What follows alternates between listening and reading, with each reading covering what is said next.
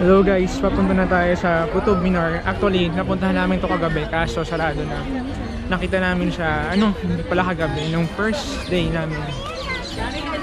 So, gabi na, sarado na, nakita namin yung nakailaw na siya sa bakod. I think sa likod siya or something.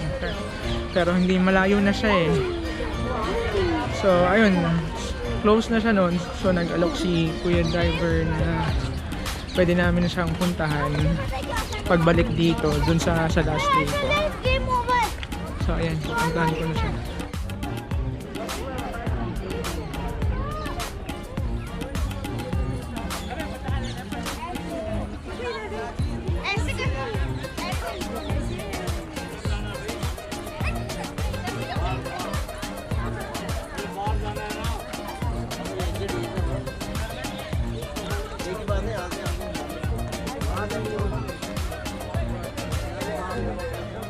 So, ayan yung Qutb Minar.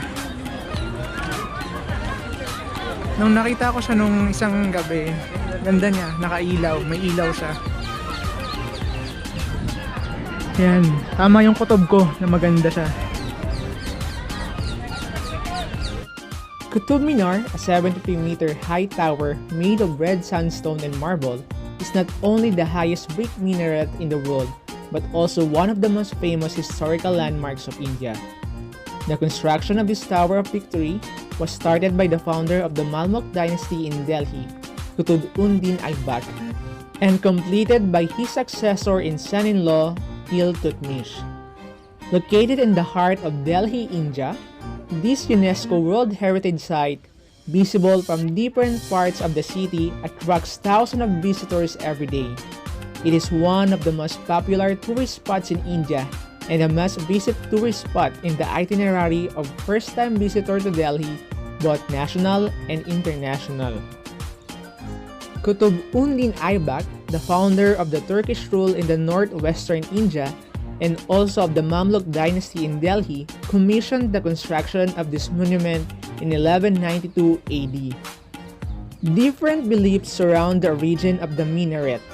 While some sources believe it was constructed as a Tower of Victory, marking the beginning of Muslim dominion in India, some others say it served the Muslims who called the faithful to prayer from the minaret. Uncertainty hovers around naming of the tower, with some suggesting it was named after the Sufi saint Qutb Bakhtar Kaki, while others believe it was named after Aibak himself. The tower was completed by Aibak's son-in-law and successor, Iltutmish, regarded as the founder of Delhi Sultanate, in 1220. Iltutmish added 3 more stories to the monument. This historical monument faced a few natural disasters. A lightning hit the top story of the minaret in 1369 AD, knocking it off entirely. The then ruler of Sultanate of Delhi, Sultan Firuz Shah Tughlaq, took charge of its restoration and constructed 2 more stories to the minaret made of marble and red sandstone. Again, when an earthquake damaged it in 1505, the then Sultan of Delhi, Skandar Lodi, reconstructed the top 2 stories of the minaret with marbles. Parso-Arabic and Nagaric characters engraved in various sections of the minaret speak about the history of its construction. The minaret faced the wrath of nature yet again when a major earthquake on September 1, 1803 damaged it severely. In 1828, it was renovated by Major Robert Smith of the British Indian Army, who installed a cupola atop the tower. However, in 1848, as instructed by the then Governor-General of India, Henry Hardinge, 1st Viscount Hardinge, the cupola was uninstalled from the tower and placed in the east of it, where the cupola remains situated. The 73-meter high tapering minaret has a base with diameter of 14.3 meters and diameter of 2.7 meters at top. There are 6 stories in the minaret, with the first 3 constructed with red sandstone and the next 3 with sandstone and marble. A circular staircase of 379 steps allows one to reach the top of the tower to witness a panoramic view of the city. Verses from the Quran are etched on the bricks of the minaret that are covered with elaborate iron carvings. Each story of the tower has projected balcony surrounding the minaret and supported by corbels that are ornamented with mukamas or honeycomb vault, a type of architectural ornamented vaulting. The architectural styles developed over different eras starting from the time of Aibuk till that of Tughlaq, as also the materials used in construction of different stages of the tower are conspicuously varied. The tower is tilted from 65 centimeters above the ground. A number of monuments and buildings that are historically significant and associated with the minaret surround it, and the whole area forms part of the Qutb complex. The structures inside the complex include the Qutb Islam Mosque, the Iron Pillar of Delhi, the tomb of Imam Zamin, the tomb of Iltutmech, and Major Smith Kukula, among others. Of these, the Qutb al-Islam Mosque, located at the northeast foot of the minaret, holds significance as the first mosque that was constructed in India. Commissioned by Aibak, the construction work of the mosque started in 1193 and completed in 1197. This magnificent structure consists of an inner and an outer courtyard ornamented with shops, most of which were taken from 27 Hindu temples demolished to build the mosque. A provocative inscription carved over the eastern gate of the mosque records such information, manifesting the presence of typical Hindu ornamentation in a Muslim mosque. Another notable attraction inside the Qutb complex is a 7-meter iron pillar, a rust-resistant iron column that not only attracts tourists but also draws attention of archaeologists and material scientists. This pillar from Gupta Empire has Brahmic inscriptions. It is commonly believed that if one can embrace the pillar with both hands while standing with one's back facing the pillar, then his or her wish gets fulfilled. The monument complex located in Mehrauli, Delhi, India, remains open to visitors all day from sunrise to sunset. Entry fees per person for Indian citizen is 30 rupees and for foreigners is 500 rupees. Entry is free for children up to 15 years of age. Although visitors were allowed to climb the staircase inside the minaret to reach its top, a severe accident on December 4, 1981 that killed 45 people and injured several others led authorities to restrict such access to general public. A masterpiece of the medieval age India, the Qutb Minar has over time remained one of the most popular tourist spots in Delhi. India and a recent collaboration with Archaeological Survey of India has made it possible to have a 360-degree walkthrough of the tower.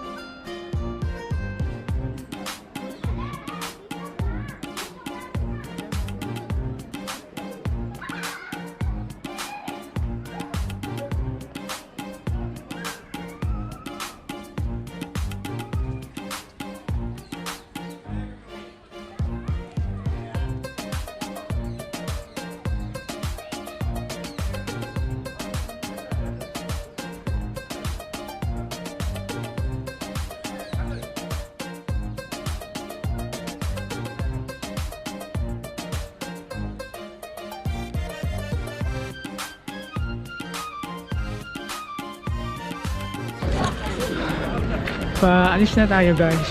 Grabe, daming tao ngayon kasi Sunday. So yung mga locals ay pumupunta talaga at mamamasyal dito. Kanina ang haba ng pila ng ticket. So pumila ako, then na-realize ko na foreigner nga pala ako kasi pumila ako sa mga locals.